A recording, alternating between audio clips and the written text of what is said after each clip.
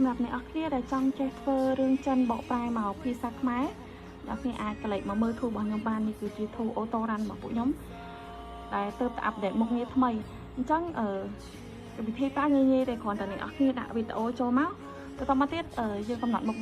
ងារវាក្នុងនេះហើយយើងដាក់ចុចរ៉ាន់អូតូមកវានឹងរ៉ាន់វីដេអូយើងខ្លួនឯងបកប្រែខ្មែរមកដែលមិនចាំបាច់យើងចុចអីញ៉ៃច្រើនទេសម្រាប់អ្នកអត់ចេះសោះក៏អាចធ្វើបានដែរ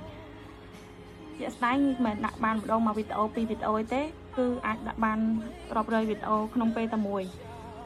ដូចនេះចឹងគឺខ្ញុំដាក់បានដល់50វីដេអូដោយសារតែនេះខ្ញុំរ៉ាន់ហើយអស់ហើយអញ្ចឹងយើងមកមើលរឿងដែលយើងបកហើយខ្លះនេះគឺខ្ញុំចង់ទៅតែទេសម្រាប់ហើយដាក់វាទៅ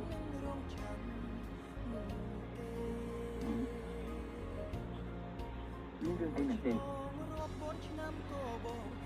ហើយដែលសំខាន់ធូរនេះគឺមានដែលថៃស្រីប្រុសហើយកម្រិត quality របស់វាគឺច្បាស់ខ្លាំងជាង CapCut ទៀតអានេះខ្ញុំ export ដាក់ត្រឹម18ទេតែវាកម្រិតច្បាស់របស់វាគឺច្បាស់ខ្លាំងជាងនៅក្នុង CapCut 2K 4K ទៀតអ្នកនរហើយសម្រាប់កម្រិត quality វានោះគឺខាងខ្ញុំដាក់បានដល់ 8K ឲ្យតកុំព្យូទ័រអ្នកនរអាចរ៉ាន់រួចគឺអាចដាក់ដល់ 8K បានហើយចង់បានច្បាស់កម្រិតណាក៏បានដែរ